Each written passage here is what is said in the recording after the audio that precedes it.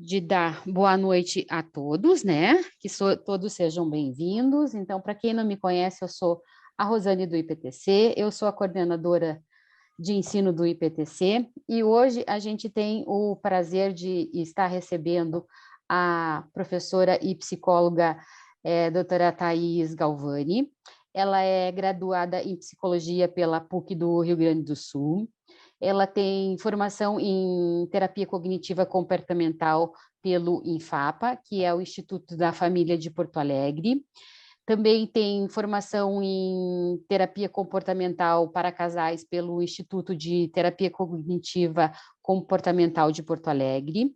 Ela atua na área clínica com ênfase em TCC, no atendimento de adulto e casais, e ela é supervisora clínica do INTCC do Rio de Janeiro. E é um prazer para a gente estar recebendo hoje ela que vai falar para a gente um pouquinho de terapia de casal, né? Então, Thais, seja muito bem-vinda, né? Aqui no IPTC falando para a gente hoje, tá? Bom, muito obrigada, Rosane. Então, a Rosane apresentou aí um pouquinho, né, da minha trajetória. Eu sou uma gaúcha que mora no Rio, e tenho a minha formação em TCC, a base é a TCC, né, a terapia cognitivo-comportamental, para quem não é da área. E depois eu fiz uma especialização nas terapias contextuais, que são as terapias de terceira geração, e também hoje em dia estudo muito a EFT, que é a terapia focada nas emoções, no modelo da Sue Johnson, para casais. Então, é impossível falar desse tema sem trazer um pouco de referência de cada uma. Então, talvez vocês vejam aí um pouco de referência das outras linhas que eu também atuo. Tá? E a ideia hoje é a gente falar um pouco da terapia de casal, quando indicar, né? Acho que quando a gente conversou e pensou nesse tema, eu acho que esse tema é interessante, porque a gente ainda tem muito preconceito, às vezes, né, em cima da terapia de casal. Eu vejo que não só os meus pacientes, às vezes, quando eu indico terapia de casal, não entendem muito bem por que eu estou indicando para terapia de casal, e às vezes até alguns colegas que não trabalham com a terapia de casal me perguntam, tá, mas como, quando, né, que a gente indica qual é o melhor momento? Então, a minha ideia é falar um pouco dessas possibilidades que a gente tem dentro da terapia de casal, que é muito rico. E para isso, antes a gente vai falar um pouquinho da terapia de casal, como é que ela é, como é que ela funciona, né? O que ela pode nos oferecer, e então por que ela pode beneficiar mais os pacientes em determinados momentos, tá bom? E aí depois, então, a gente abre para as perguntas. Estão vendo a tela tudo certinho? Então, tá bom. Quando eu compartilho a minha tela, eu não consigo ver o relógio. Então, eu deixei aqui do meu lado o celular e eu, de vez em quando, vou dar uma olhadinha para cá para ver como é que a gente está de tempo. Tá bom? Então, pessoal, a terapia de casal, vamos falar disso, que é um tema que eu amo, né? Trabalho com isso na clínica e sou apaixonada por esse tema. Mas que sim, tem aí um monte de coisa envolvida que às vezes as pessoas se atrapalham para entender um pouco como é que funciona e quando que a gente pode indicar a terapia de casal. Uma coisa que as pessoas falam muito e que elas pensam a respeito da terapia de casal, né? Essa frase primeiro, eu acho que é a clássica que eu escuto, eu já fiz terapia de casal e acabei me separando. Né? Então, quando às vezes eu indico para alguém e os pacientes me dizem isso, e não, Thais, terapia de casal é para se separar, né? E eu tenho que admitir que muitas vezes isso acontece. Por quê? Porque a terapia de casal acaba sendo o último recurso dos casais quando tem conflitos, né? O último recurso deles é buscar a terapia de casal, porque é um lugar difícil mesmo de estar, né? Não é fácil estar em terapia individual às vezes, e a gente sabe que os pacientes resistem muito também para chegar na terapia de casal, de individual. A terapia de casal é um pouquinho mais difícil às vezes para os pacientes, né? Então, outra coisa que as pessoas falam muito é: esse problema não é meu, é dela. Isso ela tem que tratar na terapia dela, né? Então, assim, ela que é ciumenta e ela tem que resolver isso na terapia dela, né? E muitas vezes a gente vê que alguns comportamentos atrapalham muito o casal, e poder falar disso na terapia de casal ajuda muito, acelera às vezes até o processo da terapia individual, né? Como é que eu posso ajudar ele a resolver isso? Às vezes eu falo da terapia de casal e os pacientes também me dizem isso. Tá, Thaís, mas esse é um problema dele, como é que eu vou ajudar a resolver isso? Né? Agora mesmo eu estava atendendo um casal que tem uma questão de sexual importante ali, e eu acho que lá pela quarta sessão o parceiro dele me disse: Thaís, agora eu consigo entender o que eu estou fazendo aqui, por que é tão importante eu estar junto nessas horas e estar ouvindo isso tudo de outra forma, né? Outra coisa que aparece muito, muito, muito é: eu não vou para terapia de casal porque eu não posso falar isso para ele ou para ela, né? Eu vou magoar, eu vou fazer ele sofrer. Isso é uma fala também bem importante. Às vezes a gente até pergunta: tá, mas ele sabe disso, ele sabe desse teu sentimento?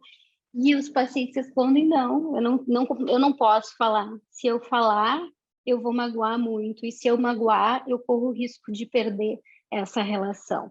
Né? Então, assim, tem muito medo da desconexão, tem muito medo de causar dor no parceiro, né?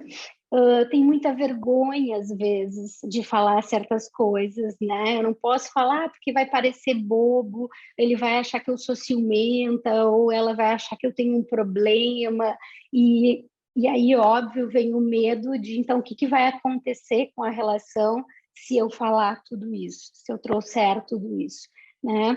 Então, esses são medos muito comuns e muito legítimos, né? É assustador mesmo pensar que a gente vai falar certas coisas para o outro que, de alguma forma, podem doer, sim, para o outro. Mas como é importante que o outro consiga escutar isso num lugar seguro e que a gente possa, então, trabalhar em cima desse problema, desse conflito que o casal tem, tá? Então, desmistificar isso tudo que os pacientes trazem, é bem importante para a gente como terapeuta, e para isso a gente precisa entender bem como é que a terapia de casal pode ajudar esses pacientes, tá? Uma coisa importante da gente falar é que as relações amorosas, elas são estressores potenciais, né, que podem prejudicar muito a saúde física e mental de uma pessoa. E a gente vê isso no consultório sempre, né? Um relacionamento infeliz, ele pode gerar muita dor e muito sofrimento, né? Então, os problemas de relacionamento, eles podem acarretar transtornos como depressão, como ansiedade, né? E, às vezes, olhar para esse problema do relacionamento ajuda a aliviar esses sintomas, né? Já tem várias pesquisas que falam também que os problemas nos relacionamentos, eles diminuem o nosso sistema imunológico, né? E ele favorece, então, o aparecimento de vários problemas psicossociais. Então, não só os transtornos como depressão e ansiedade, mas também abuso de substâncias, e até o suicídio. Então, por isso que é tão importante a gente olhar para a relação também, não só para esse indivíduo em alguns momentos, né? E saber a hora que é o melhor momento de encaminhar para a terapia de casal, e que isso pode ser benéfico para o paciente, tem que ser um olhar atento nosso dentro da clínica, tá? Então, eu trouxe essa frase, ela é um pouco longa, mas eu vou ler com vocês porque eu acho que vale muito a pena, né? A Maria do Céu escreveu, fala isso, e eu acho lindo a forma como ela coloca, né? Falando um pouco disso, de como um casal feliz tem também pode ter mais saúde mental, e ela ainda coloca alguns detalhes que eu acho bonitos, que ela fala que vínculos conjugais fortes, pautados na lealdade, na colaboração e projetos conjuntos, funcionam como uma base segura para o enfrentamento das adversidades da vida e todas as árduas tarefas que um casal precisa, né, lidar todos os dias. E um exemplo é a criação dos filhos, desenvolvimento da carreira, todos os problemas que a gente tem que administrar no dia a dia. E ela fala que contribuir para a construção de um casamento forte é o mesmo que promover profilaxia transgeracional, porque o clima emocional de um lar, ele influencia as gerações seguintes na construção dos seus próprios vínculos amorosos, né?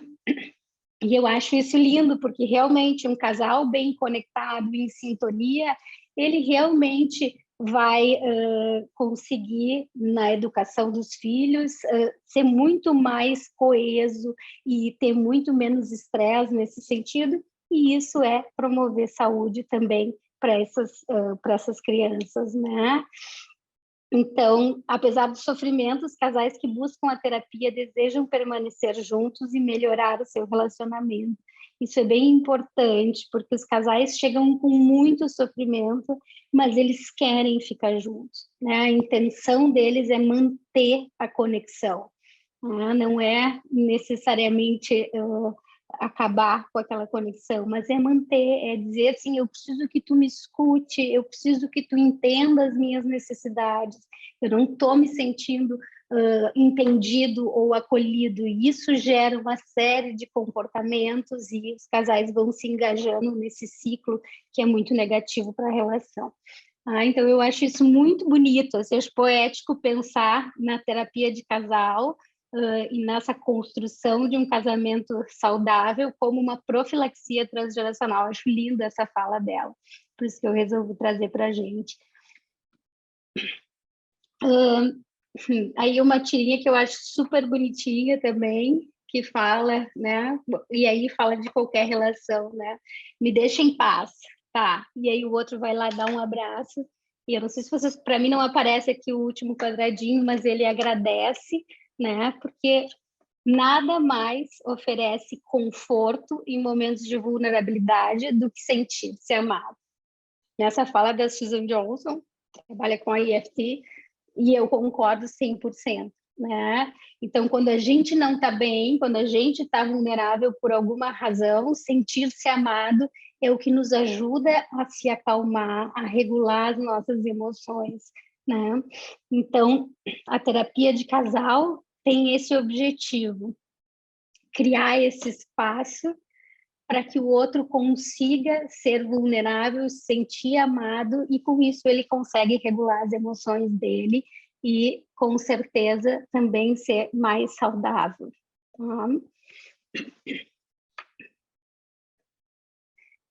Uma coisa que eu acho bem importante da gente falar é que o compromisso da terapia de casal é com a relação. O nosso cliente é a relação, né?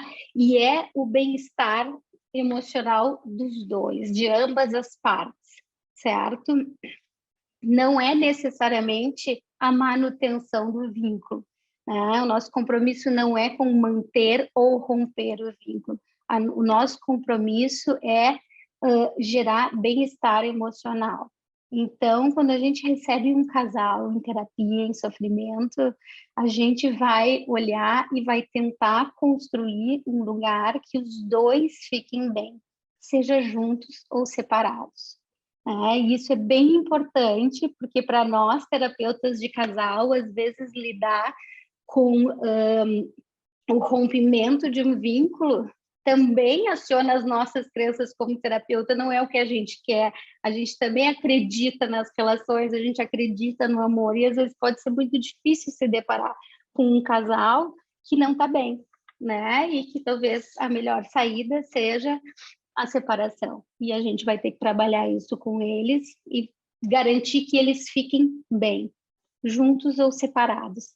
Esse é o nosso compromisso, tá? Com a relação sempre. Então, quando que os pacientes vão se beneficiar mais com a terapia de casal, né? A ideia, quando a gente pensa em casal, é que 1 mais 1 é igual a 3. Isso é bem importante, né? Por quê? Porque a gente tem aí 2 indivíduos, né, tentando ficar juntos, né? E aí a gente olha para isso e vê como essa matemática realmente é muito complexa.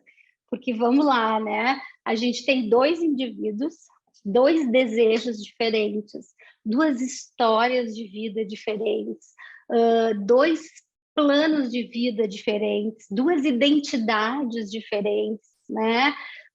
Com desejos, projetos, sonhos diferentes. E eles se juntam e começam a construir planos em conjunto, desejos em conjunto, sonhos em conjunto, né? Uma identidade em conjunto, uma identidade do casal, né? E cada casal constrói o seu modelo, né? É um modelo único de ser casal, sempre assim, né? E isso é o que a gente chama de conjugalidade, tá? Que é todo esse miolo ali, onde o casal se conecta e passa a ter esses sonhos, esses planos, tudo isso juntos, né? Então, se a gente pensar isso, já é uma matemática super difícil, né? Tem muitos estudos que falam disso, como manter a individualidade com a conjugalidade, como manter a conjugalidade com a individualidade. É difícil mesmo, né?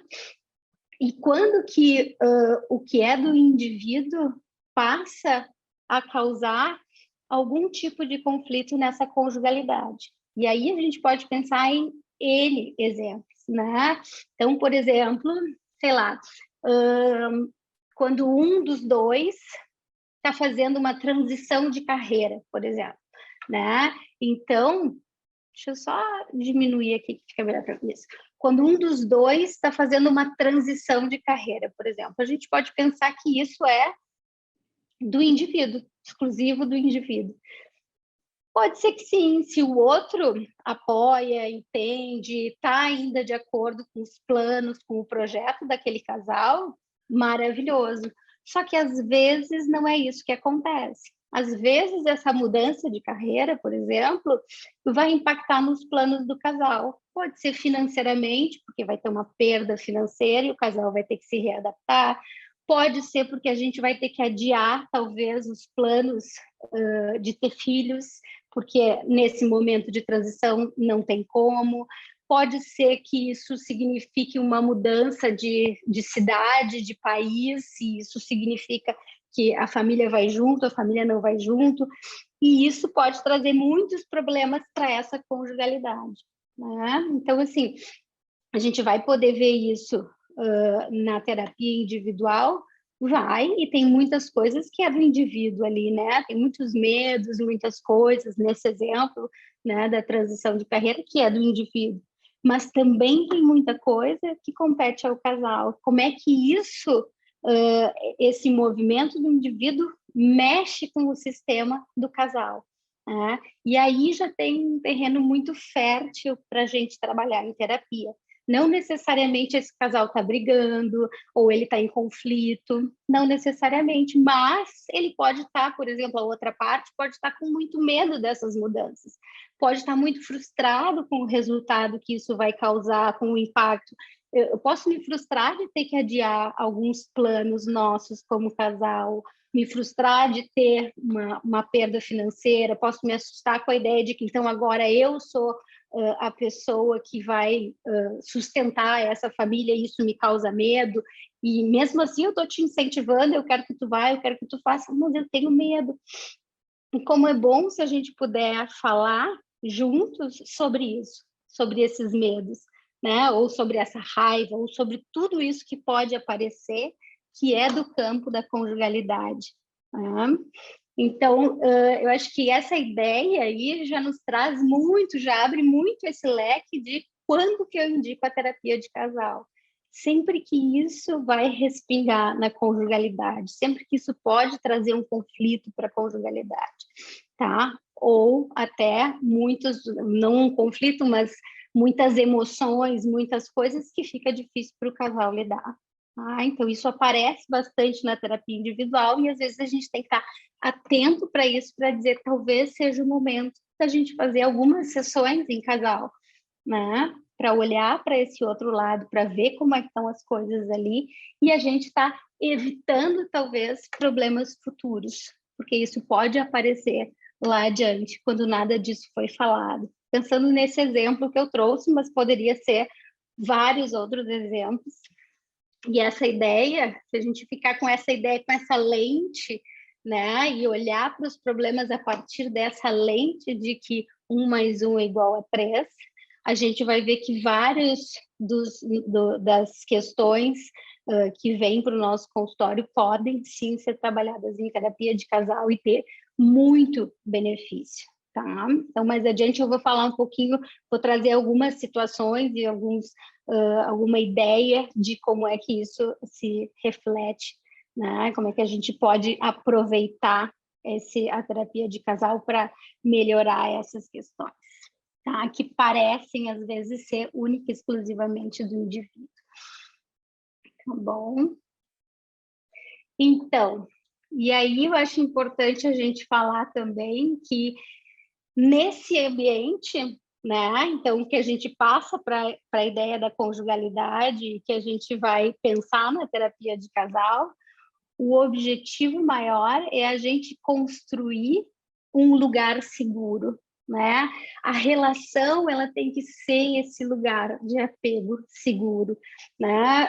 A teoria do apego é a teoria do Bowlby, e ele fala muito do apego seguro, que ele precisa ter disponibilidade do outro. Para ser um apego seguro, o outro tem que estar disponível, eu preciso saber que ele está disponível.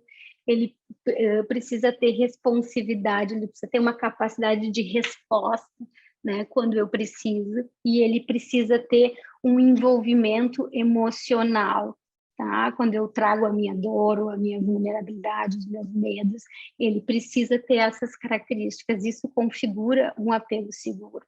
Tá? Então, se a gente pensar lá no início que a gente falou dos medos que os pacientes têm de trazer questões para a terapia de casal, a gente está falando disso. Eu tenho medo desse apego, né? Será que ele é seguro? Será que o outro está ali para mim? Né? Quando eu falo disso, sempre me vem a ideia, a imagem do trapezista, né? Que ele vai se jogar e ele precisa confiar que tem uma tela ali embaixo que vai segurar se alguma coisa acontecer, né? Eu preciso confiar que o outro está lá do outro lado e vai me dar a mão e vai me segurar quando eu preciso, que eu não vou cair, e que se eu cair, tem essa tela ali, né? Então, a terapia de casal, ela tem como objetivo principal, eu diria, né, construir esse espaço seguro, para que o outro possa, sim, se colocar vulnerável diante da pessoa que ele ama, né, e saber que o outro vai ser capaz de me entender, de me acolher, né? Não importa o que eu fale, eu não preciso ter vergonha. Eu não preciso ter vergonha de dizer que quando eu peço para ele comprar pão e ele esquece de comprar o pão, eu me sinto muito pouco importante. E as pessoas têm vergonha de dizer isso, mas no fundo é assim que elas se sentem. Né? Como é que tu não pensou que isso era importante para mim? Tu não te importa comigo. Né? Só que eu tenho vergonha de dizer isso porque parece tão bobo, né? Só porque ele não comprou o pão. Né? E provavelmente é isso que o outro vai responder. Eu não acredito que tu está dizendo isso. Tudo isso por causa de um pão, né? Então o outro não está conseguindo ser disponível, ele não está conseguindo responder a essa minha dor, a esse meu sentimento, e ele também não se envolve emocionalmente. Então ele acaba invalidando esse sentimento do parceiro dele. E isso é muito danoso para a relação. Né? Apesar de ser muito difícil ir para esse lugar vulnerável, né, a gente acaba não fazendo justamente por essa dificuldade e isso acaba criando conflitos no casal. Né? Então, ter um espaço seguro onde eu consigo me comunicar de forma mais assertiva, né? Quando eu consigo ser honesto comigo mesma, inclusive, e com o outro, e dizer exatamente como eu me sinto, né? É o que vai nos ajudar a buscar soluções para esses conflitos todos. Né? E esse espaço é muito difícil. Né? Eu ouvi uma frase uma vez que eu acho que faz muito sentido, que diz assim, não se sangra em tanques de tubarões. E eu acho que faz sentido, porque eu não tenho coragem de me expor e de me colocar tão vulnerável se eu não acredito que o outro está ali para mim, que o outro vai conseguir acolher todos esses meus medos, né? E esse é o trabalho da terapia, construir esse espaço. É difícil, é trabalhoso, a gente vai aos poucos, né? Eu digo para os pacientes que a gente vai correndo pequenos riscos, né, no início da terapia, até a gente conseguir chegar nesse lugar que é mais vulnerável ainda. Né? Eu acho que um exemplo bom disso é que os casais, normalmente, quando eles falam em casa, né, eles falam mais conectados com a raiva, né, e não tanto com essa vulnerabilidade. Então, se eu tiver que dizer para o meu marido, por exemplo, que ele não comprou pão, eu não vou dizer assim, que eu me sinto menos importante. Eu provavelmente vou dizer, de novo, tu não comprou pão, tu nunca faz o que eu te peço. Eu tenho que pedir 1000 vezes, né? Eu não posso contar contigo. A verdade é essa, eu não posso contar contigo. Isso vem com um monte de raiva. E aí, obviamente, o outro vai se defender e vai dizer, tu sempre faz uma tempestade em um copo d'água, tudo isso porque eu esqueci do pão, né? O que é o pão e tal. E quando a gente vai para a terapia e consegue chegar a criar esse espaço seguro e que eu consigo dizer para o outro que quando ele não compra o pão, eu me sinto não amada, na verdade, porque tu não reconhece que eu estou fazendo um esforço imenso com a minha dieta e que esse é um problema para mim, que eu preciso perder peso e aí a única coisa que eu te peço é para comprar o meu pão e tu esquece, é porque tu não te importa, né?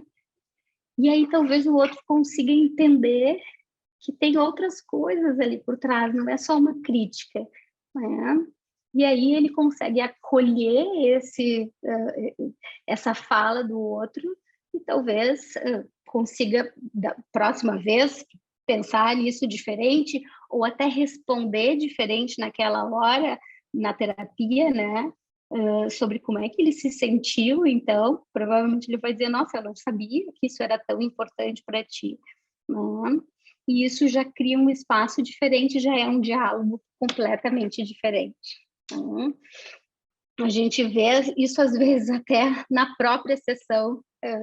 É interessante de ver os casais e a dinâmica dos casais, porque às vezes os pacientes conseguem falar para mim, né? Conseguem falar para o terapeuta, nossa, eu me sinto muito pouco importante para ele, parece que ele não presta atenção em mim, era tão importante isso, e quando ele esquece, parece que ele não se importa comigo. E aí eu peço para ele falar para o parceiro, virar para o parceiro e falar isso para ele.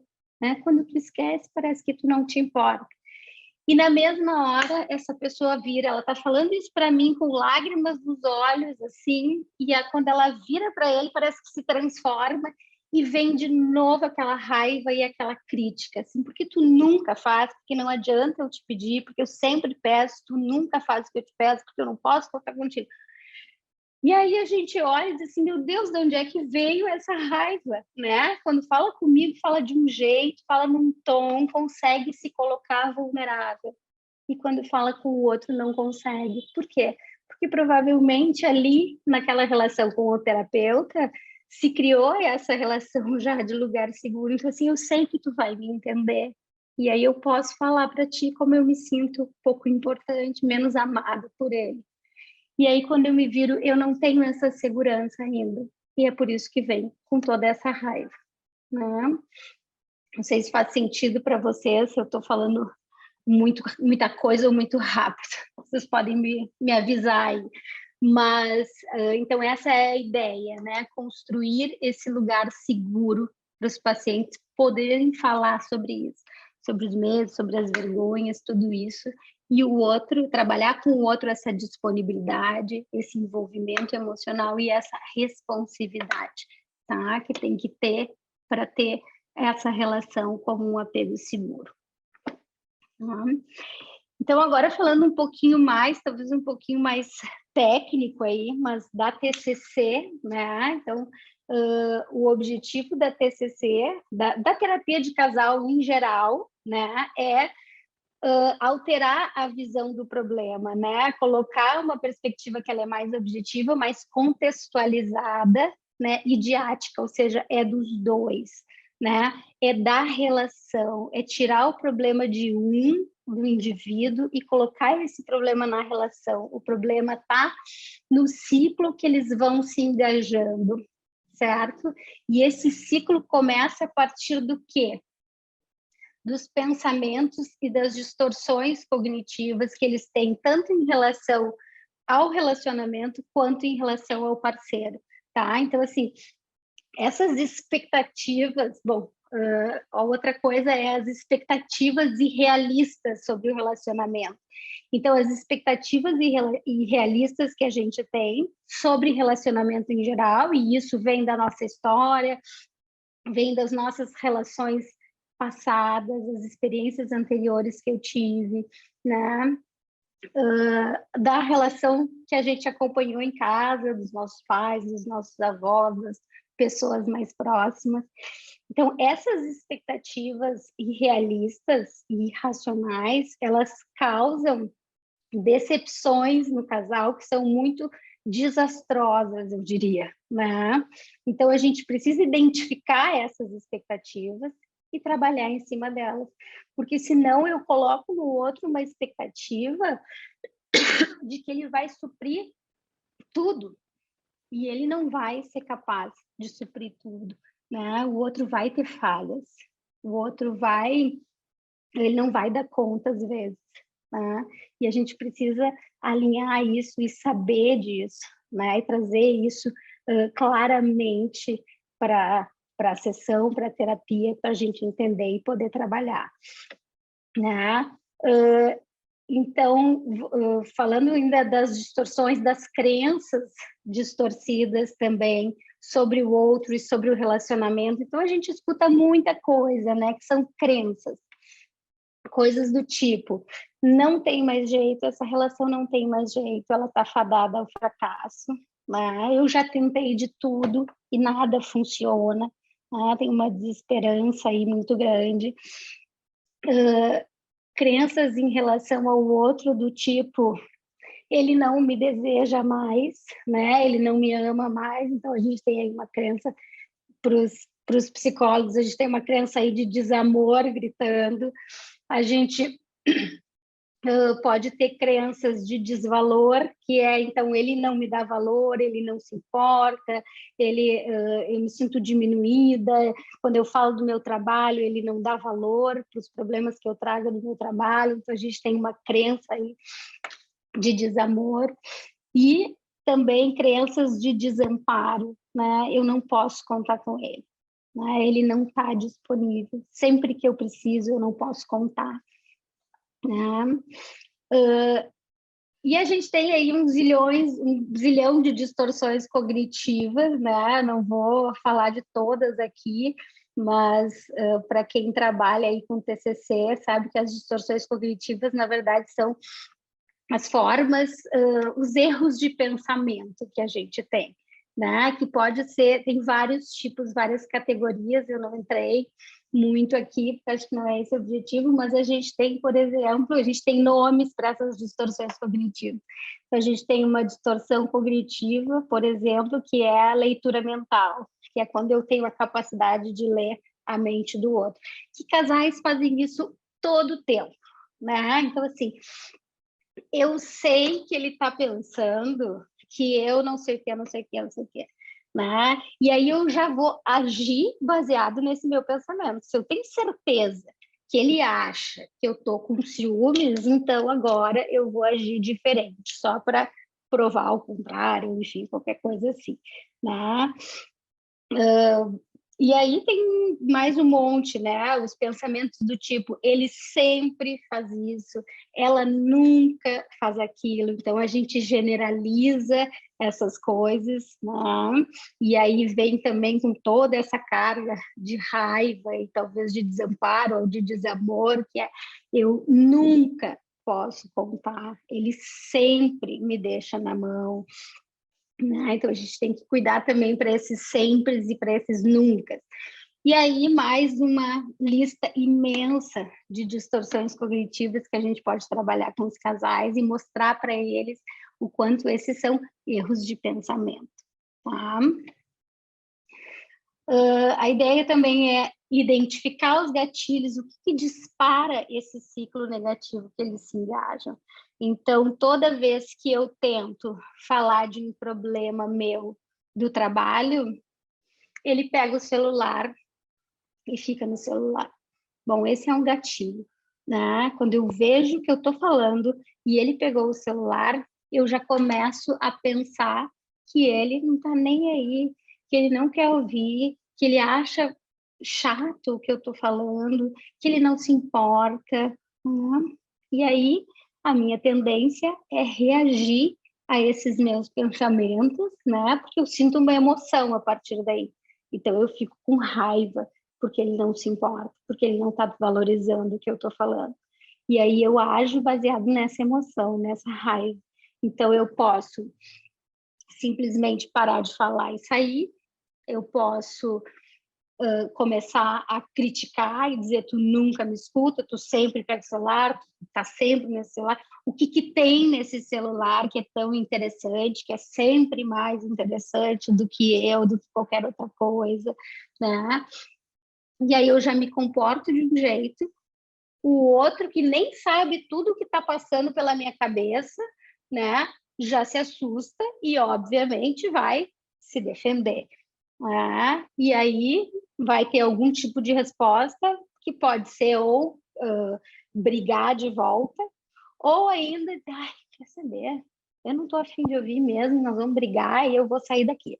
Né? Então, para evitar o conflito, ele pode se afastar mais ainda. Quando ele se afasta, o outro que estava falando, o que acontece? Confirma a minha hipótese. Viu? Ele não está nem aí. Eu estou falando de uma coisa que é importante para mim, ele pega o celular, ele não dá bola, e quando eu reclamo, ele ainda me deixa falando sozinho. Né? E quando, na verdade, o outro estava só tentando evitar mais um problema, porque não adianta eu falar, já tentei 1000 vezes, não adianta. Então, esse é um exemplo, né, de como o casal pode se engajar num ciclo negativo, e esse casal provavelmente vai dormir brigado essa noite, né, por uma coisa que talvez não estava sendo dita, não estava sendo explicitada. Então, a gente vai tentar criar esse ambiente seguro para que essas coisas possam ser faladas, para que eu possa falar sem vergonha nenhuma das minhas distorções, né? Das coisas que eu penso, para que eu possa me colocar vulnerável e falar das minhas crenças, dos meus medos, do medo que eu tenho que eu não seja tão interessante para ti, ou que eu esteja sendo chato para ti quando eu trago os meus problemas, né? E se eu sou chata, eu tenho muito medo que tu te canse de mim e vá embora. Né? Então aí a gente chega numa dor um pouco mais vulnerável mesmo, né? E se a gente puder explicitar isso tudo, a gente consegue ampliar essa habilidade de comunicação do casal, ela é mais efetiva, ela é mais assertiva, e a gente começa a estimular, então, comportamentos mais construtivos para esse casal. E aí a gente rompe esse ciclo negativo, tá? Essa é a ideia bem geral de como é que funciona a terapia de casal, tá? Então,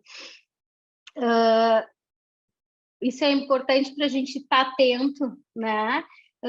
Quando a gente escuta o relato do nosso paciente em terapia individual, né? Que é quando a gente percebe que o casal ele está aprisionado nesse padrão de relação, nesse ciclo. Ele repete sempre esse mesmo ciclo. E isso gera o distanciamento, isso gera a desconexão, tá? É o ciclo que gera a desconexão. É esse padrão de interação negativa que a gente vai olhar Então, quando eu falo que o nosso cliente, o nosso paciente é a relação, é disso que eu estou falando, é mapear esse ciclo e poder quebrar esse ciclo, porque gatilhos os dois vão ter, crenças os dois vão ter, distorções cognitivas os dois vão ter, né? Sempre. A gente traz essas crenças dos outros relacionamentos, só que quando eu consigo entender o que está acontecendo dentro de mim, falar sobre isso com o meu parceiro ou com a minha parceira, e ele consegue entender e acolher, a gente automaticamente muda o comportamento e aí a gente cria mais conexão, tá? Então, quando que a gente indica? Dito tudo isso, né, para a gente pensar um pouco como é que funciona a terapia e quais são as possibilidades aí, né, fica um pouco mais fácil da gente entender quando indicar a terapia, certo? Então, vamos lá.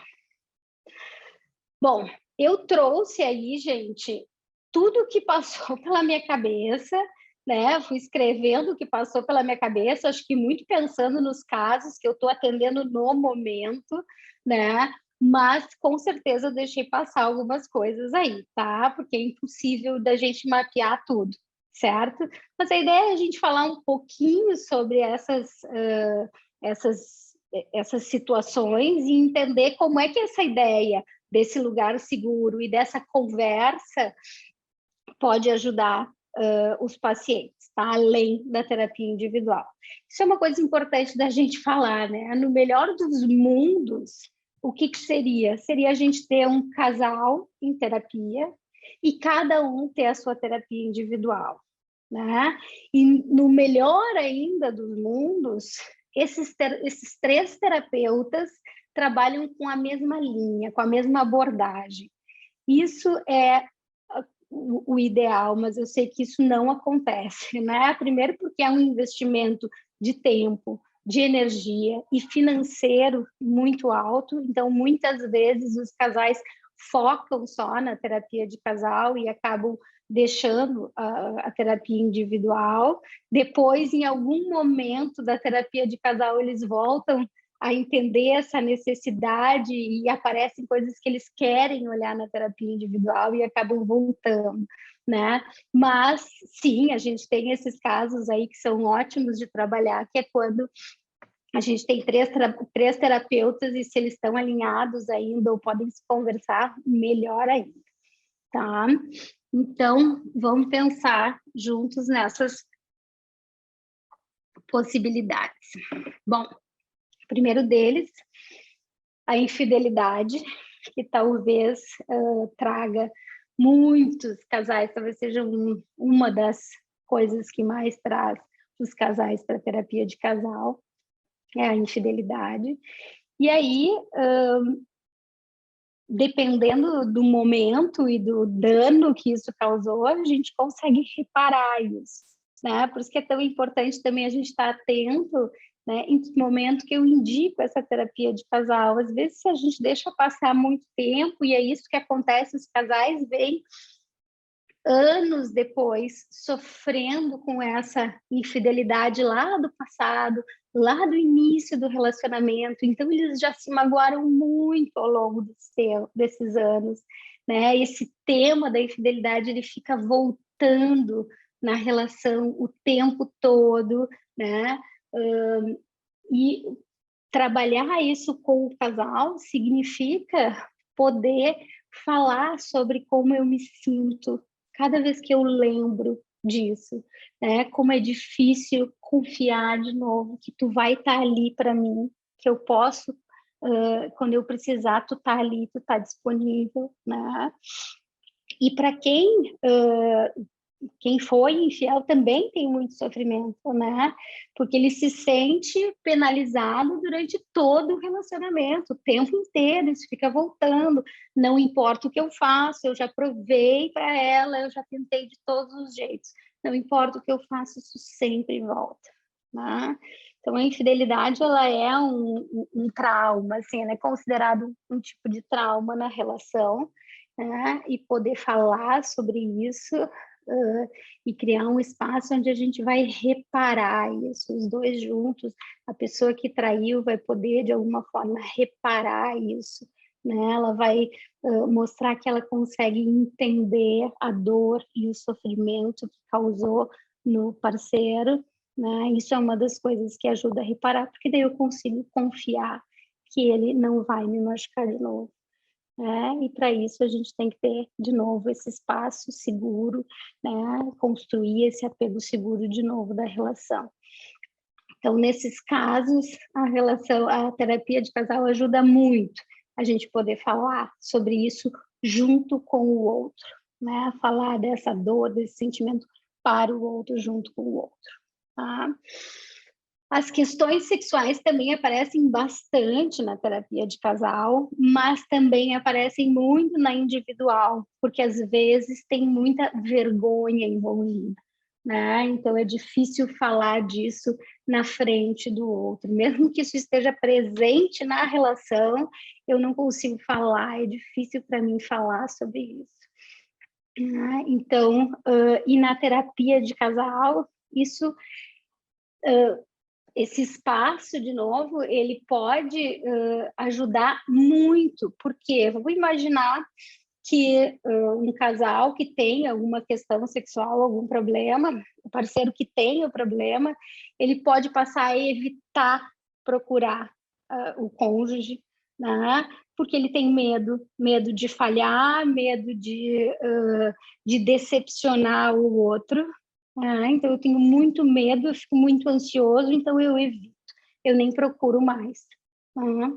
E o outro, então, começa a ver que nunca é procurado, né? E começa a sentir que ele não deseja mais, ele não tem mais tesão por mim, ele não quer mais ficar comigo, começa a se sentir rejeitado, né? E às vezes começa até a procurar mais, a tentar, porque ele quer ter certeza de que o outro ainda está ali, de que o outro ainda gosta, de que o outro ainda quer, me deseja, e aí quanto mais ele procura, mais o outro fica ansioso, porque mais tem medo de decepcionar e mais se afasta. Então, assim, só de falar a gente já vê a complexidade disso, né? Sendo que nada disso é falado no casal. Então, que bom que é poder falar sobre eu tenho medo de te decepcionar. Eu tenho muito desejo por ti ainda, mas eu morro de medo de não conseguir e te decepcionar.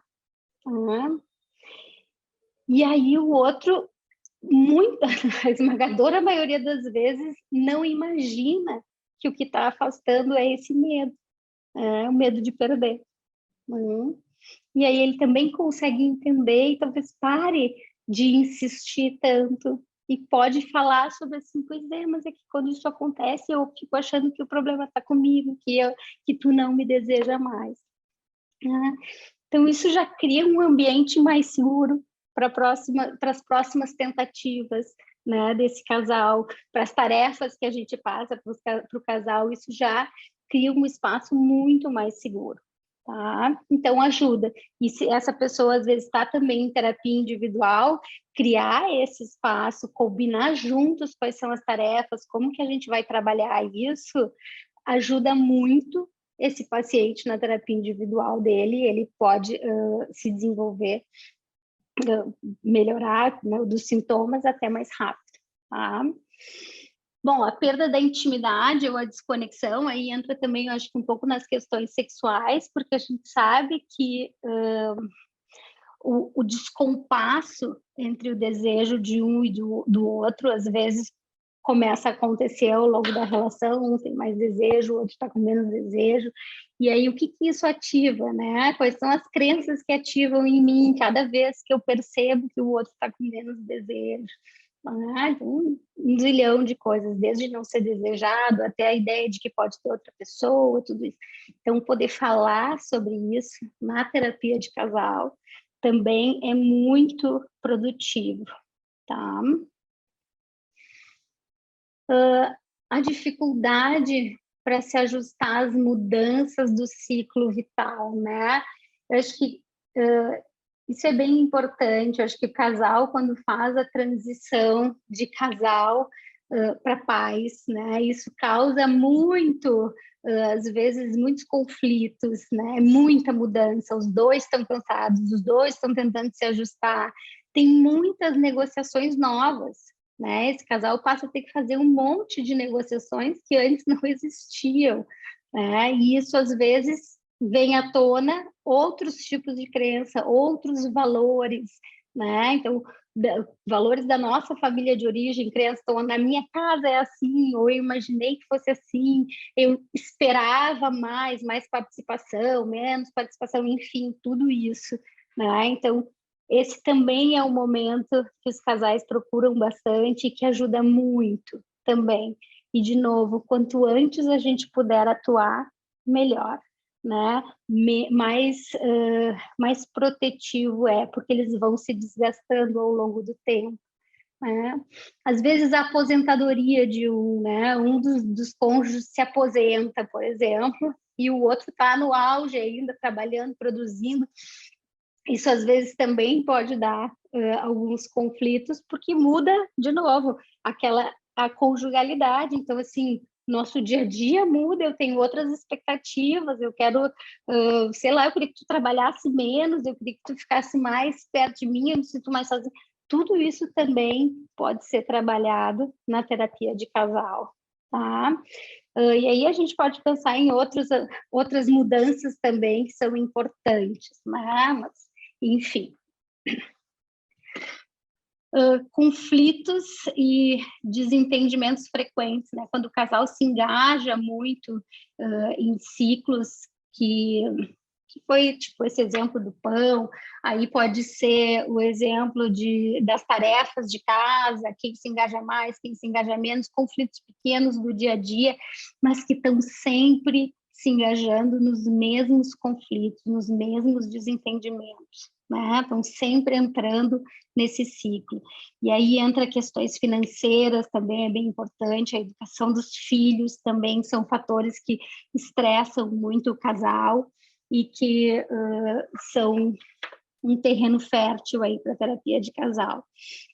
E quando a gente fala disso, das questões financeiras, da educação dos filhos, e eu incluo também aí os casais interculturais, né? A gente tem que avaliar muito a questão, às vezes, de poder na relação, né? Então, muitas vezes, quem bom, enfim, nem vamos falar da sociedade machista e algumas relações, não vou nem entrar nesse âmbito, mas só aí a gente já tem, às vezes, uma relação de poder que traz muito conflito. Mas isso aparece, às vezes, em questões financeiras, quem tem mais poder aquisitivo, quem tem menos, então tem mais espaço para tomar as decisões, e isso faz com que o outro tenha que se anular ali nessa conjugalidade. Então, os sonhos não passam mais a ser os nossos sonhos. Os sonhos é dessa pessoa que pode pagar. Então, eu decido para onde a gente vai viajar nas férias conforme o que eu quero. Isso acontece muito, né? Isso também na educação dos filhos. Então, o que vou pagar, eu que decido qual é a escola que a gente vai matricular, eu que decido se a gente pode ou não pode. Então, está muito atento a essas relações de poder, são importantes. E aí, por que eu incluí os casais interculturais? Porque a gente tem que lembrar que a gente tem que perguntar, né? Às vezes tem muitas coisas de culturas diferentes que a gente tem que entender qual é o impacto disso para aquele casal, tá?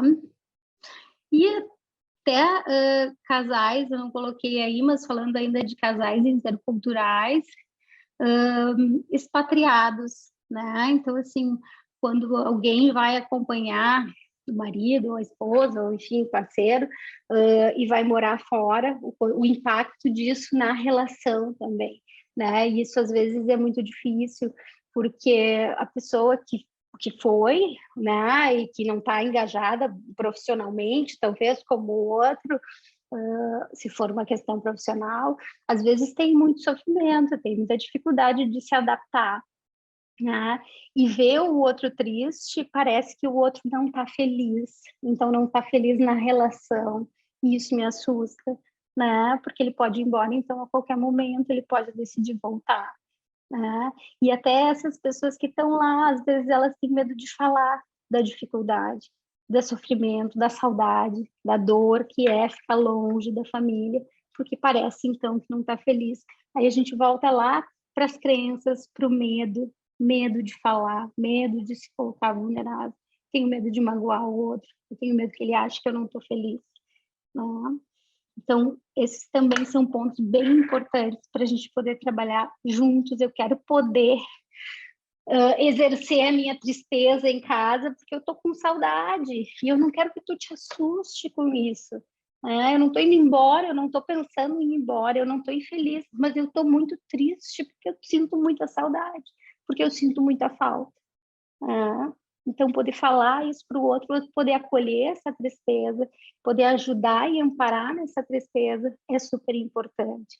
Sem invalidar, sem dizer, tá, mas tu acabou de voltar, a gente acabou de ir lá, tua mãe acabou de ir embora, ou a tua mãe já está vindo. Isso invalida, então eu acabo também não falando.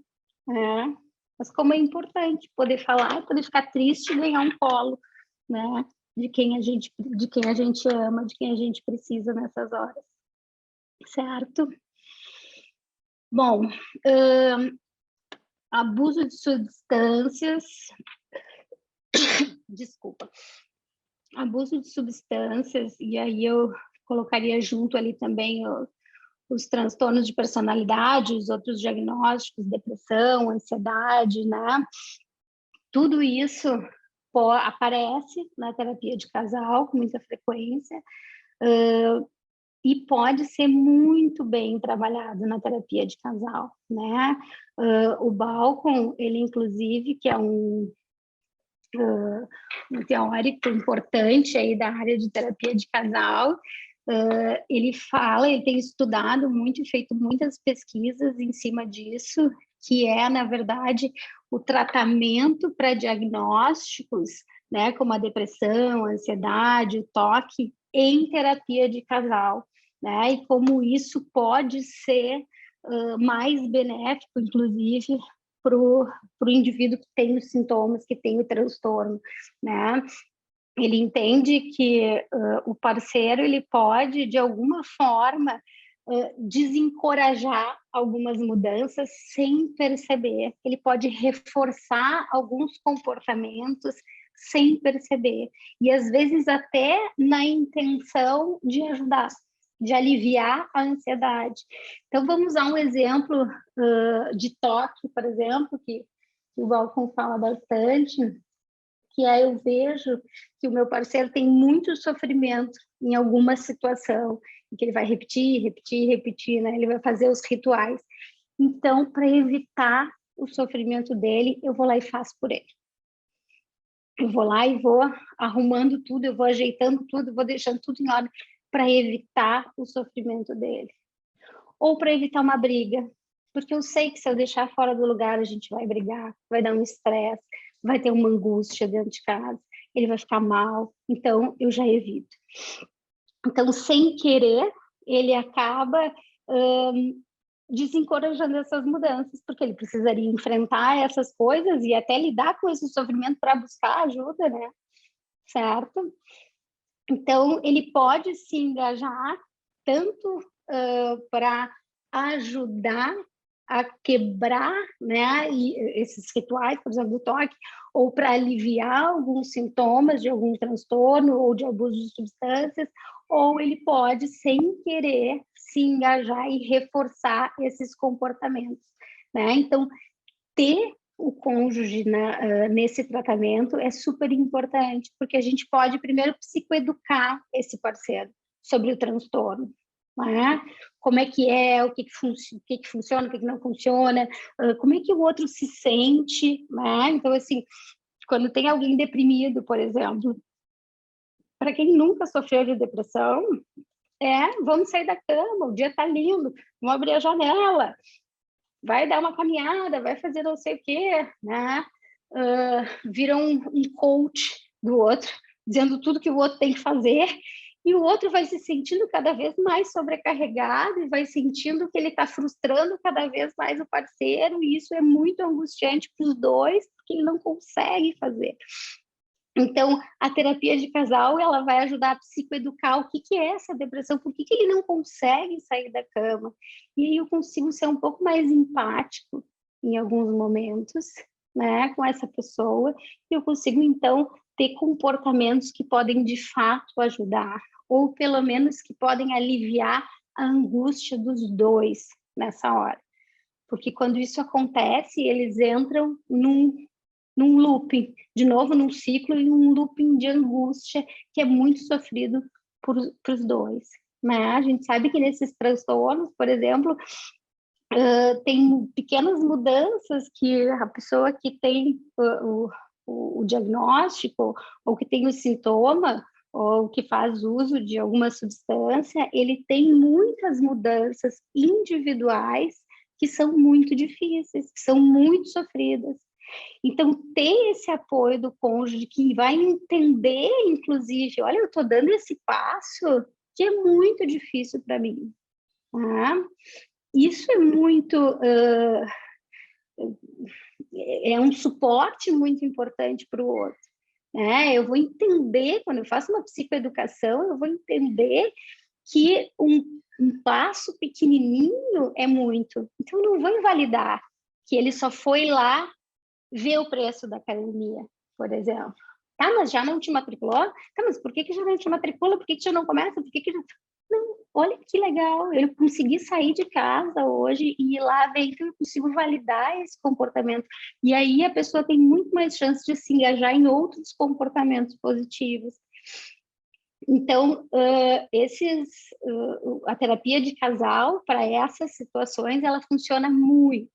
Né? E o Balco tem estudado mais ainda com pesquisas e enfim, e tem tido resultados muito interessantes. Tá? Então, de novo, às vezes coisas que parecem muito só do indivíduo, mas que como a terapia de casal pode ajudar, como ter o outro ali do lado pode ajudar muito, e inclusive ajudar a promover essas mudanças individuais mais adaptativas, tá? Outra coisa que é importante, que a gente trabalha muito na terapia de casal, que é o treino da comunicação, nessas horas, para esses diagnósticos, isso funciona muito também. Eu preciso poder comunicar como está difícil hoje para mim. Está muito difícil, né? Então, ele está parando de beber, por exemplo. Hoje está um dia muito difícil, eu vou precisar de ti, eu vou precisar da tua ajuda. Né? Então, essa comunicação é clara e o outro pode ajudar. Né? Se o outro não sabe, ele não tem muito como ajudar. Né? Entender que quando uma pessoa está, sei lá, deprimido, por exemplo, ele pode ter um comportamento que tende a depender mais do outro. Eu preciso de ti para fazer as coisas, eu preciso de ajuda, eu só vou se tu for, né? Ou ele pode se afastar, ele pode se fechar, né? E entender o que está por trás desse comportamento do outro. Quando ele se afasta porque está difícil hoje. Quando ele depende de mim é porque está difícil hoje. E eu também tenho que poder dizer isso, eu não sei se eu vou conseguir. Hoje está difícil para mim também. Então, como é que a gente vai fazer? Né? Porque eu quero estar aqui para ti, eu quero te ajudar, mas hoje para mim também não está muito fácil, eu tive um outro problema, não estou legal, então como é que a gente vai fazer? Tá? Então, treinar essa comunicação, criar esse ambiente seguro para que se possa comunicar essas coisas, né? Auxilia muito em promover mudanças positivas para essa pessoa, tá? E, consequentemente, alivia muito a angústia do parceiro que está do lado e que sofre muito quando tem alguém, quando a pessoa que tu ama está em sofrimento, é muito difícil, muito difícil. A gente também se atrapalha, a gente também se desregula muito quando vê o outro sofrendo, né? Então, eu também preciso, uma ajuda mútua, né? Para que os dois consigam se regular nesse momento. E aí, sim, ter comportamentos que favorecem isso, tá? Bom, conflitos com a família de origem, essa é bem importante, também aparece muito na terapia individual e na terapia de casal também. Então, às vezes alguém que tem um envolvimento maior com a família de origem, que quer estar sempre perto da família de origem, às vezes o problema com uma pessoa específica, eu não consigo, eu tenho dificuldade de lidar. Então, vamos usar o exemplo clássico, né? O conflito com a sogra. Então, a tua mãe me provoca, ou ela faz isso, ou ela faz aquilo, e quando ela faz, tu não faz nada. Né? Então, assim, bom, na terapia de casal, a gente vai poder olhar para isso, o que acontece comigo quando eu vejo que a minha mãe está fazendo isso e que eu vejo que está te causando dor. Né? Eu não sei como lidar, ou eu tenho muito medo de enfrentar, porque tem a ver com a minha história. Então, poder falar isso, poder dizer, bom, então como é que eu te apoio nesse momento? Né? E às vezes tem umas coisas que são tão simples, né? E que é isso que eu acho tão bonito quando a gente consegue falar sobre isso, né? Então, usando esse exemplo da sogra, quando a tua mãe faz tal coisa, né? Eu me sinto, ou por exemplo, vamos dar um exemplo bem palpável, né? Quando ela critica alguma coisa que eu estou fazendo com os nossos filhos, né? Quando ela se mete na criação dos filhos, eu fico me sentindo péssima, né? Porque parece que eu não sou boa o suficiente, né? Eu não sou como a tua mãe, eu não sou tão boa quanto ela, e eu acho que tu tá do lado dela, que tu prefere o jeito dela, né? Poder falar isso é super importante. E daqui a pouco ele vai dizer, não, é porque eu não consigo falar com ela, é muito difícil para mim. E daí tem a ver com a história dele, sei lá, né? E aí, às vezes, uma combinação simples que é, quando tu perceber que isso aconteceu, eu queria sentir que tu tá do meu lado. Né? E aí ele vai lá e pega na mão, né? Pega na mão e só aperta a mão, tipo, a gente tá juntos aqui, a gente não vai entrar. Isso, às vezes, é suficiente para aquela pessoa que estava se sentindo tão desamparada ali, com tanto medo de não estar sendo boa o suficiente. Né? Um pegar na mão significa, tá tudo bem, eu tô contigo e eu tô do teu lado e eu acho que tu faz muito bem. Né? Só que tudo isso já foi conversado juntos na terapia, nesse lugar seguro.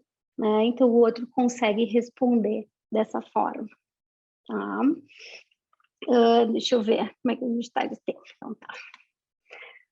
Bom, outras situações aí que aparecem, né? Quando apenas um dos cônjuges quer separação. Isso também acontece, às vezes, com alguma frequência, né?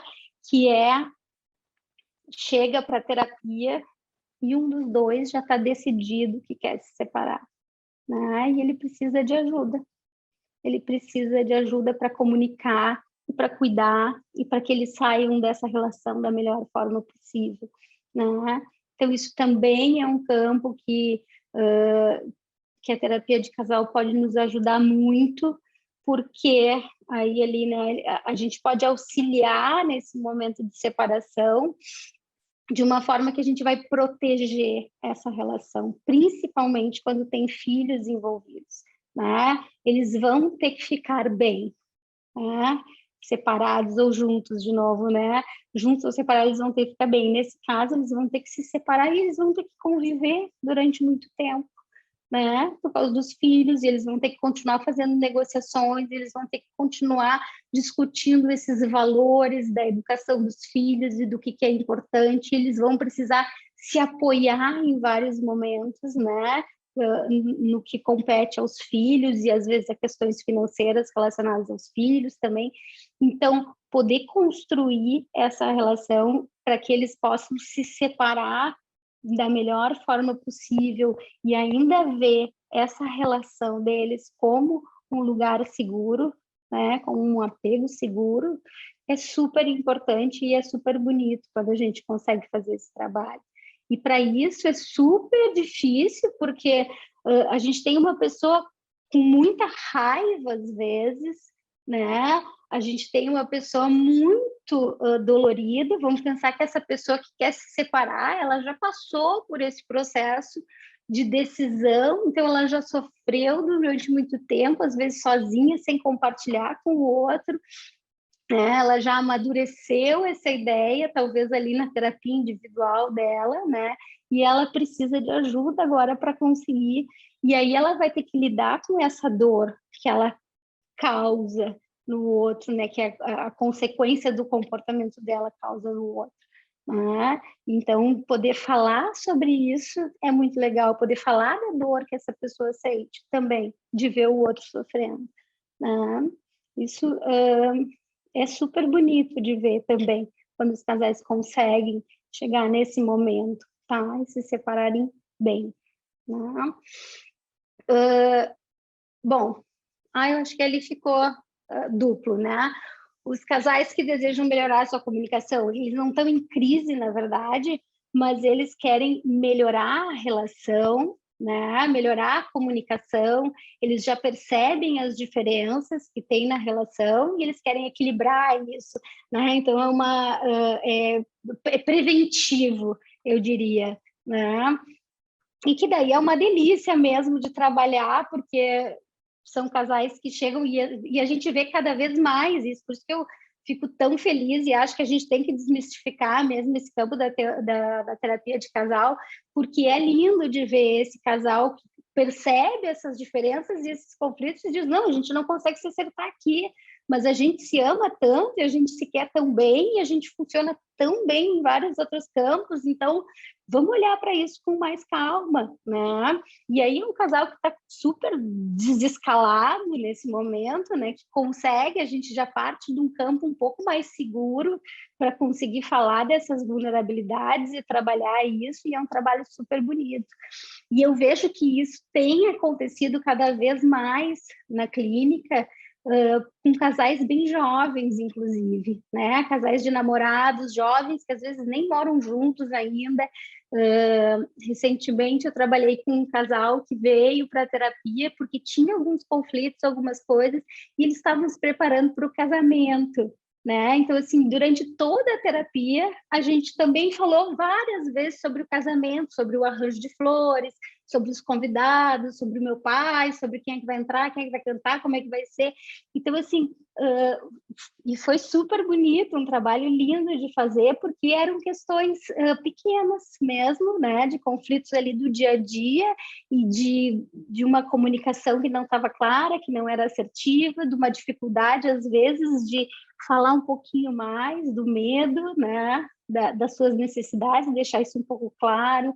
Falamos muito dessas expectativas sobre o casamento, sobre o que é o casamento, às vezes que a gente falou lá no início das expectativas irreais. Falamos muito sobre as crenças de cada um, sobre as relações anteriores, os medos que apareciam ali, e é um trabalho super legal de fazer. Então, isso tem acontecido e eu fico super feliz que cada vez mais os casais nos procuram nesse momento, que tem muita coisa para ser feita ainda, que não sofreram tanto desgaste, né, na relação, que não estão tão desconectados ainda. Quer dizer, que nem tão desconectados às vezes, né? Bom, então, o objetivo da terapia de casal é essa, né? É poder ajudar esses casais a se engajar em novos comportamentos e ter respostas mais positivas e quebrar esse ciclo negativo que eles se engajam, né?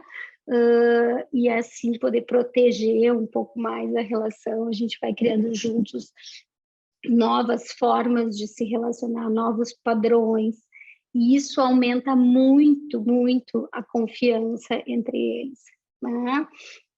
Tem um livro muito legal do Gottman que é O que faz o amor durar, uma coisa assim, e ele fala que o que faz o amor durar é a confiança, né? É o saber, é eu confiar no outro em todos os sentidos. A gente não está falando daí só da traição que a gente conhece, né? Mas eu sei que ele não vai me trair nem nesses sonhos, nessas expectativas, né? Não tem, eu confio que tu vai falar para mim quando tu precisar de alguma coisa, né? Que tu não vai me deixar ali no escuro sem saber, né? Então, esse é o objetivo, é criar mais conexão entre o casal, tá? E isso a gente, então, tem aí um monte de coisas para trabalhar, um monte de campo para trabalhar, que eles casais sempre vão se beneficiar, tá? E é isso, eu acho, né? A ideia não é evitar os desacordos, né? Não é evitar os conflitos, a gente não vai evitar, eles vão aparecer, eles vão estar sempre ali, mas eu vou encontrar formas de lidar com ele, né? Se eu sei me comunicar, se eu consigo entender o outro, estar disponível para o outro entender, me engajar nisso, com certeza eu vou ter respostas mais positivas e eu vou conseguir acolher e a gente vai ter no relacionamento uma resposta mais positiva. A gente quebra esse ciclo que é o grande inimigo do casal, certo? E eu acho que é isso, né? Acho que estamos também no nosso horário, mais ou menos, né? É muita coisa para falar. Eu tentei dar um apanhado geral aí do que é para a gente entender o que faz um terapeuta de casal, né? E assim a gente consegue saber quais são os momentos que a gente pode indicar. Então, assim, para os terapeutas que estão aqui presentes, a gente poder pensar nisso quando eu começo a sentir, lembrar de algumas coisas aí que estão interferindo na conjugalidade, que eu não estou conseguindo falar. Quando eu vejo que esses padrões se repetem, vamos olhar com mais calma e, de repente, pensar, né, em proteger essa relação e agir enquanto a gente tem tempo de preservar e que os casais não se magoem tanto. Essa era a minha ideia, provocar vocês para pensar nisso, né? E para os que não são terapeutas aí, não são psicólogos também, poder pensar nisso, seja para a relação de vocês, né? Provavelmente alguns se identificaram aí em alguns momentos, e às vezes as relações que a gente acompanha, que a gente vê aí, e que a gente também pode pensar que essa é sempre uma alternativa. Tá? Se vocês saírem daqui hoje pensando que terapia de casal não é para separar, para mim já está maravilhoso. Essa é a ideia, tá bom? Então eu vou passar para a Rosane aí, depois a gente abre para as perguntas. Bom, obrigada, Thaís. Então agora eu vou abrir aqui o microfone de vocês. E daí as pessoas que tiverem interesse em fazer perguntas ou ficaram com alguma dúvida da palestra, fiquem à vontade, tá? De abrir aqui, e daí vocês podem já fazer pergunta para a professora Thaís, tá bom? Deixa eu só abrir aqui.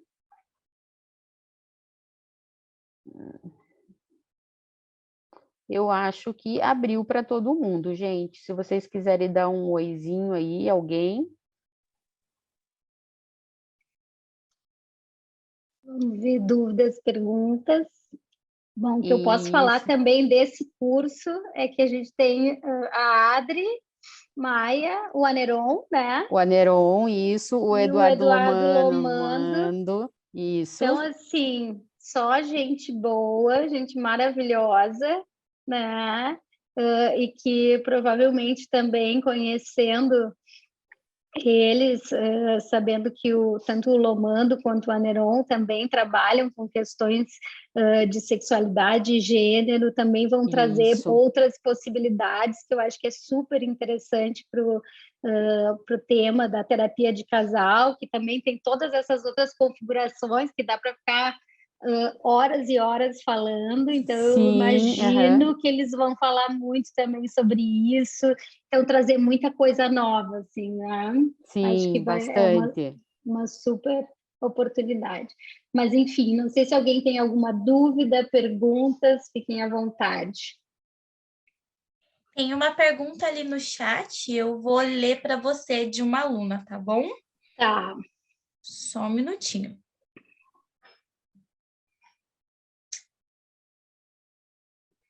Deixa eu achar. Ela perguntou sobre a diferença. Posso ler? Pode. Qual é a possibilidade e benefícios da terapia de casal ser feita por um único profissional?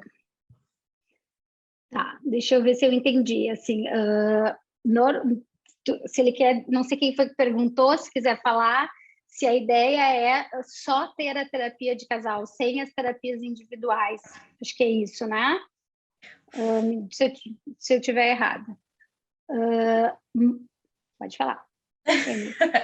Foi o Elton quem fez a pergunta. Tá, Elson, eu entendi dessa forma, então qualquer coisa tu fala aí, tá?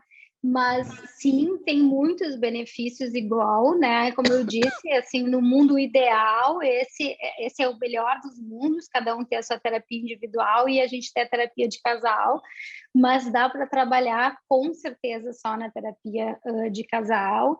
Inclusive, eu acho que o processo da terapia de casal, ela ajuda muito no indivíduo, porque a gente vai se conhecendo muito através do outro, a gente vai mudando os nossos padrões de relacionamento, eu vou olhar para todas essas minhas crenças, eu vou olhar para tudo isso e eu vou trabalhar junto com o outro, porque de alguma forma eu vou também correndo esses riscos, eu vou me expondo, eu vou me colocando e o outro consegue acolher, então eu também vou flexibilizando as minhas crenças, né, pensando na TCC, e eu vou, claro, conseguir generalizar esse comportamento para outras relações depois também.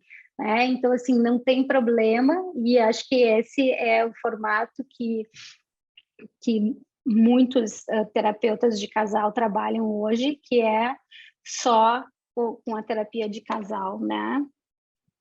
Thaís. Boa noite, tudo bem? Tudo bom.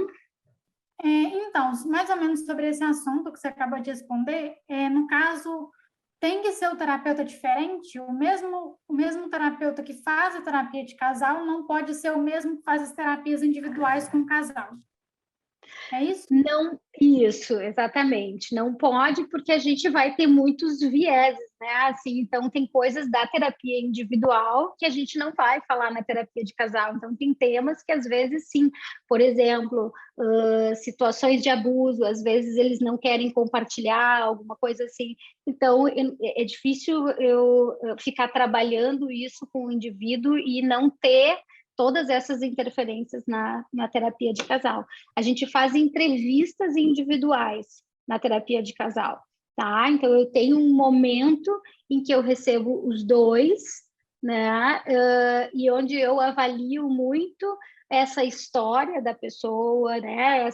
A família de origem, tudo isso, que é ótimo fazer individual, porque senão o outro se mete e fica dizendo, não, mas tu tem que falar que é tua mãe e tal coisa, né? Não, você tem que... Então, quando a gente está no individual, a gente consegue mergulhar bastante nessa história de origem e também poder falar de outras relações, né? Então, como é o histórico de relações e que às vezes eles não vão falar na terapia de casal e nem precisa falar, né? Algumas coisas sobre, sei lá, quando eu terminei, foi muito difícil, eu sofri demais, às vezes eu escuto na individual assim, era o grande amor da minha vida, coisas que ele não vai falar na terapia de casal, né? Então, a gente também tem um sigilo ali das sessões individuais, tá? Mas teria que ter terapeutas, porque às vezes acontece, tá? Que eu acho importante é que o paciente está em terapia individual e a gente pode iniciar uma terapia de casal. Tem vários terapeutas que não fazem isso e tem alguns que fazem isso. Mas para fazer isso tem que estar muito combinado com o casal, principalmente com a outra parte que chega, né? Porque senão às vezes eles sentem que são 2 contra 1, né? Eu já estou alinhada aqui e aí eles se sentem perdendo. Então, às vezes, tem muitas pessoas que não vão se sentir confortável e a gente vai procurar, então, essa outra pessoa e às vezes a gente sabe que também não seria adequado para esse casal, então a gente encaminha para outra pessoa, tá? Mas pode acontecer. Não sei se respondi, Janaína.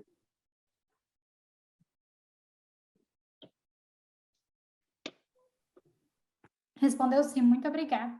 De nada.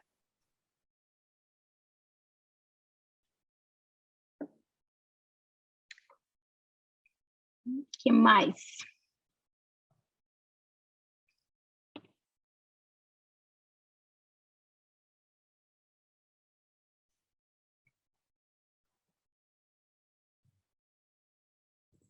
Bom, pessoal, eu acho que a ideia é essa, assim, né? De repente provocar vocês a pensarem nisso tudo, é um campo que tem muito espaço aí para trabalhar muitas coisas, né? A gente vai criando também essa rede, que é muito legal, de terapeutas, e às vezes trabalhamos muito juntos, então quando a gente consegue esse caminho aí de 2 terapias individuais e uma terapia de casal, poder conversar e trocar é muito rico para a terapia de casal, né? E essas redes vão se formando. Então, é o mundo ideal e ele existe, tá? Ele acontece. Talvez eu tenha dado muita ênfase, parece que não acontece, mas acontece, tá?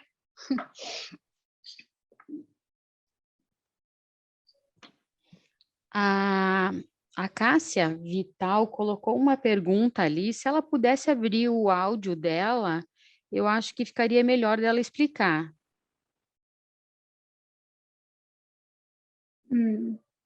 Não sei se ela vai conseguir. Vamos ver. Ela estava aqui agora há pouco, acho que ela saiu. Saiu, será?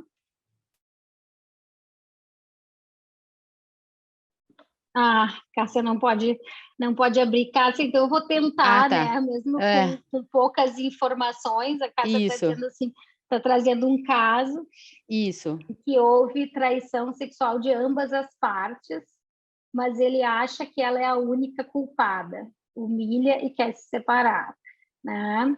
Então, bom, primeira coisa é entender se os dois já não têm mais nenhuma relação, né? E entender um pouco esse comportamento, né? A gente vai olhar para esse comportamento, né? Humilha e quer se separar. Bom, tem possibilidade de reconectar, né? Se ele quer se separar, isso é uma decisão tomada, a gente vai conseguir trabalhar para que esse casal fique junto ou não, né? Por que ele está indo na terapia? Se é para se separar, para conseguir se separar, ou se é, na verdade, esse querer se separar é um comportamento que seria um comportamento de protesto, assim, né? Eu tenho medo, né? Eu fico inseguro nessa relação, então eu quero sair fora. E aí eu provoco, eu faço qualquer coisa para tentar ver que o outro ainda me ama, que o outro ainda quer, que o outro ainda se importa. E aí é muito difícil de entender esse comportamento que às vezes humilha como um comportamento que por trás tem muito medo, tem muito amor, tem medo de perder, tem medo de não ser amado, tem medo, né, de não poder confiar de novo. Então, nesse caso, acho que tem uma avaliação anterior aí que é para entender exatamente o que é esse comportamento. Se é um desejo mesmo de sair da relação, de querer se separar e só não está conseguindo fazer esse movimento, ou se tem sim aí alguma coisa que dá para reparar essas traições e reconectar esse casal, né? Aí é porque provavelmente esse comportamento é uma forma de buscar a conexão, né? Os casais, essas brigas todas é uma forma de buscar a conexão, né? Eu tenho medo de te perder e aí eu faço qualquer coisa, né? Não sei se eu te respondi, Cássia, mas é que com pouca informação fica um pouquinho mais difícil.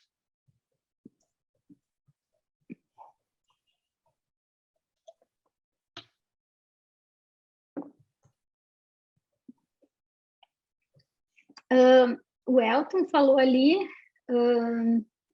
respondeu, acho que a partir da minha resposta, tu perguntou se tu poderia fazer as 2 terapias individuais. É isso, Elton? Né? Alguém faria a terapia de casal e um único terapeuta faria as 2 individuais.